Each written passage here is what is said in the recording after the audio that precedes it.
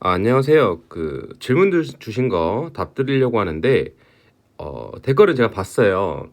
일단 제 말을 오해하신 게 있는 것 같습니다. 뭐냐면 이 흡입 구경이랑 펌플러래요. 펌프와 임펠러를 말한 건데 제가 아이 구경이라고 써놨는데 이 아이에 대한 구경이라는 건 펌프의 흡입구 구멍이 아니에요. 그래서 제가 이렇게 써놓은 거를 지금 얘가 지금 흡입 관경으로 이해를 하시고 얘가 펌프의 펌프 스펙에 의한 흡입 구경으로 오해를 하신 것 같은데 얘가 펌프 흡입 구경인 거고 이건 그 내부 안에 있는 기세 구경이에요. 그리고 말씀하신 흡입 관의 관경은 또 다른 겁니다. 일단 간단하게 해보면 자, 이렇게 그냥 개략적으로 그리겠습니다. 이렇게 해서 펌프가 원래 이렇게 있다고 하면요, 여기 임펠러가 저도 잘 그리기가 어려운데 원심 펌프를 그냥 아주 간단히 그리면요, 얘가 흡입 관경이고 여기 펌프 스펙 나올 때 여기가 우리가 흡입 구경이 되는 거고요. 그리고 흡입 구의 관경인 거죠. 그리고 제가 파이 이렇게 I라고 썼는데 기세 구경이에요. 그래서 아마 지금 제가 얘가 얘보다 크다고 한 거를 이렇게 이해를 하신 것 같은데, 일단 제가 그 영상에서 찍었던 뜻은 요 뜻입니다. 그리고 실제로 이렇게 되는 것도 맞기는 해요. 근데 일단 우선적으로 말씀드리면 이건 이제 유체 기계 쪽 내용이 되는 건데 제가 이게 완전한 전공이 아니다 보니까 제 답이 틀릴 수도 있습니다. 그거를 감안하고 들어주시기 바랍니다. 일단 보통 관경이 더 큰 것도 사실입니다. 반드시 그렇게 해야 하냐라고 말을 한다면 그건 아니에요. 우리가 이 요 기세 환경을 정할 때는 실질적으로 얘는 거의 실험값이에요. 우리가 아직 좀 공부를 덜 했지만 우리가 거의 비속도라고 하는 거에 대해서 우리가 결국 이 펌프의 임펠러와 이 형태, 그리고 입출구의 각도라던가 이 임펠러의 각도 또한, 각도가 원래 이렇게 있죠. 이거는 우리가 실제로 결국 유체 기계에서는 다 고효율을 위한 거예요. 우리가 손실을 최소화하고 입력 대비 출력이 최대한 많이 나오도록 설계를 한 값이기 때문에 그게 임펠러 I가 더 작다고 말씀을 드린 거죠.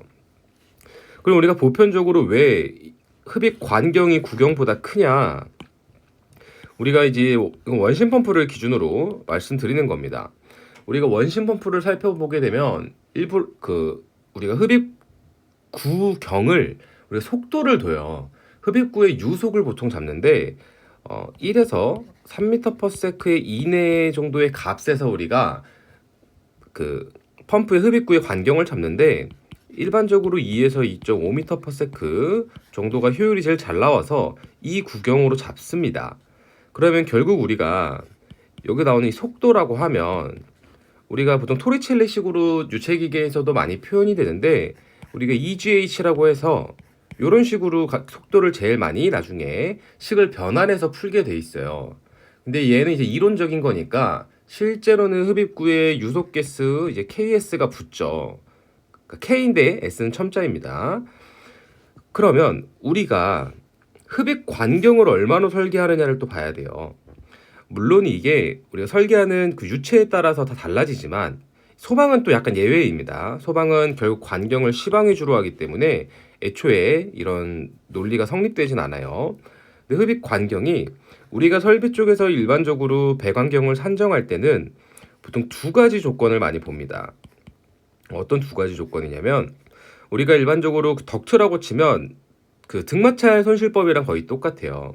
우리는 결국 펌프의 양정 범위를, 정확히 말하면 압력 범위를 한정하기 위해서 우리가 메타당 몇 파스칼 정도의 손실이 날지 얘를 이제 우리가 설계값을 정하죠. 뭐 예를 들어서 급수관이라고 하면은 저도 이제 아직 미리아쿠아가 단위가 더 편한데 미터당 50미리아쿠아하고 뭐 온수나 뭐 냉난방용 할 때는 뭐 20 하기도 하고 뭐 30미리아쿠아 미터당 이렇게 설계를 하기도 하죠. 근데 이건 이제 우리가 펌프의 양정, 즉 유지 관리를 통한 우리가 계속 이 시스템을 이용함으로써 발생하는 이제 전기세 줄이려는 거죠. 손실이 셀수록 펌프가 우리가 이제 펌프 동력은 높아야 될 거고 또 그에 따른 전기세도 많이 들기 때문에 우리가 요 많은 실험들을 통해서 적정값을 나타낸 거예요.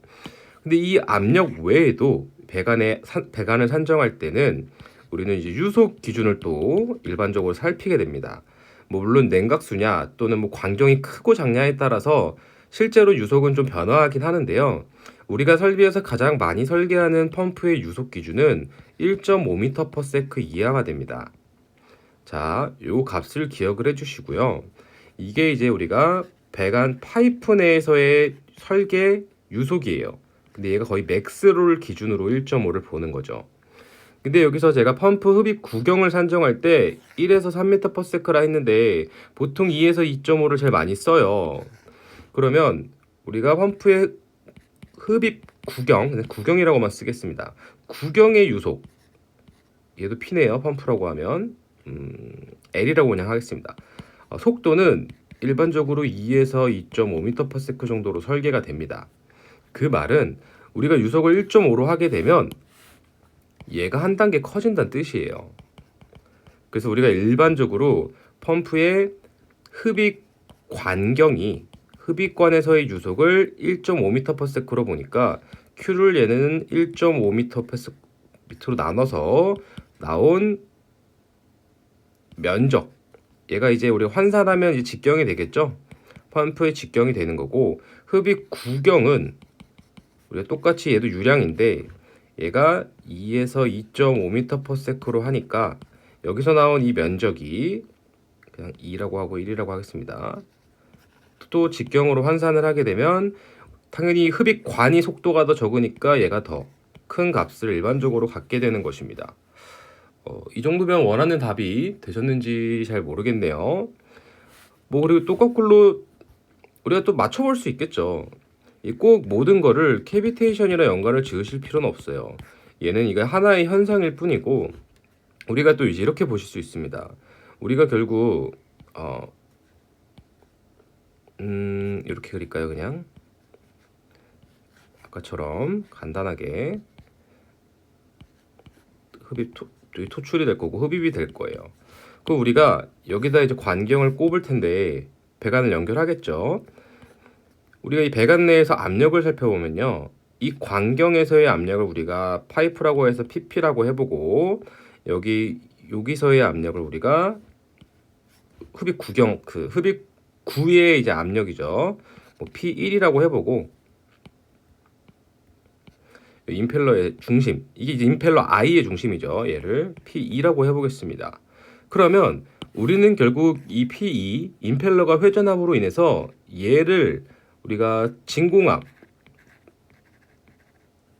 마이너스 760Hz, 헤르츠가 아니죠. 수은주 밀리미터를 만드는 게 목적이에요. 완전한 진공은 안 되니까 사실 거의 0에 근접하도록 만들어야 얘가 흡입 능력이 가장 수월한 아이가 되겠죠. 그럼 우리가 결국 수조에서 이 배관 내로 압력을 밀어넣게 되는데 여기 압력이 클수록 물론 이거 한계치가 있습니다. 너무 크면 또 펌프에 무리가 가요.